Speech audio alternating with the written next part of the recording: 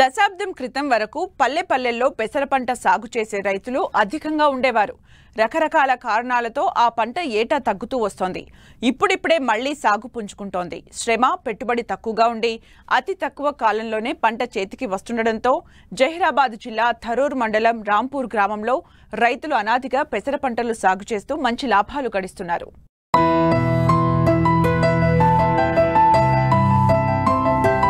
ఈ మధ్య కాలంలో తృణధాన్యాల సాగు రైతులకు ఆసరాగా నిలుస్తుంది. వీటి సాగు విస్తీర్ణం పెంచేందుకు రాష్ట్ర ప్రభుత్వాలతో పాటు కేంద్ర ప్రభుత్వం కూడా ఎంతగానో కృషి చేస్తోంది.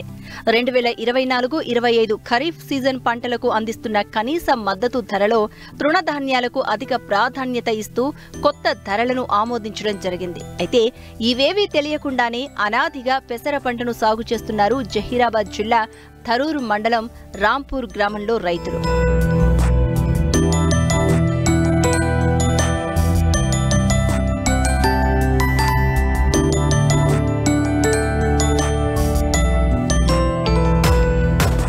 రాంపూర్ గ్రామంలో దాదాపు 300 గిరిజన కుటుంబాలు ఉన్నాయి.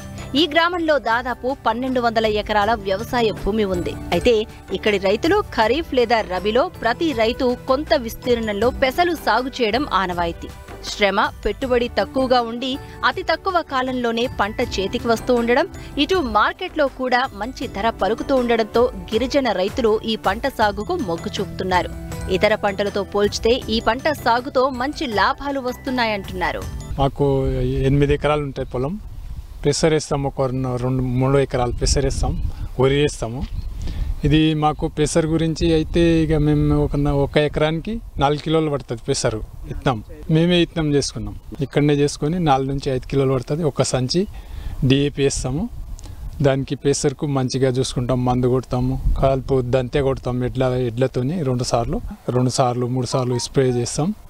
ఎకరానికి 3 క్వింటల్ నుంచి 4 క్వింటల్ వరకు వస్తుంది, మంచిగా వస్తుంది.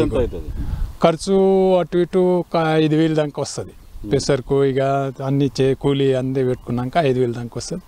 ఎకరానికి 3 క్వింటల్ నుంచి 4 క్వింటల్ వరకు వస్తుంది, మంచిగా వస్తుంది దిగుబడి. 8,000 నుంచి 8,500 దాకా అవుతుంది, మంచిగా వస్తుంది దిగుబడి కూడా. పంట 100 రోజులలో పంట వచ్చేస్తుంది. పంట తీసినాక శనగకాయ, వేరే శనగకాయ పెడతాం. నాకు 15 ఎకరాల పొలం ఉంది. అందుట్లో 6 ఎకరాలు పెసర్లు వేస్తాను. పెసర్లు విత్తనం అనేది మేమే తయారు చేసుకుంటాం. లోకల్ విత్తనాలు మేమే తయారు చేస్తాం. ఇది దున్ని మేమే ఎడ్లతోని నాగళ్ళతోనే వేసుకుంటాం మేము విత్తనాలు. ఇది 90 రోజుల్లో పంట వచ్చేస్తుంది. విత్తనం వేసినాక 40 రోజుల్లో పూత వస్తుంది. 80 రోజులు కూతకు వచ్చేస్తుంది. 80 రోజుల్లో ఎరువులు అనేది దుక్కిలో ఏమేమో విత్తనం వేసేటప్పుడు డిఏపి విత్తనంతో పాటు డిఏపి వేసుకుంటాము.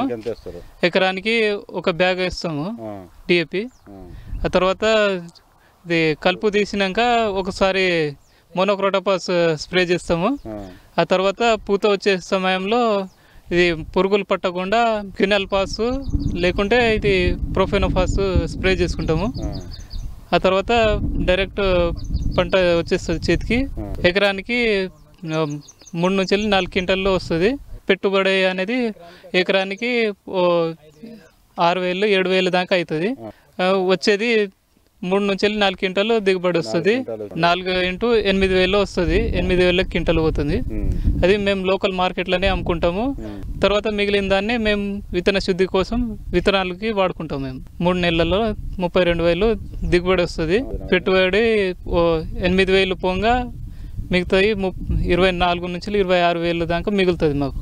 8 ఎకరాలకు 3 నెలలకు 1,50,000-40,000 దాకా వస్తుంది.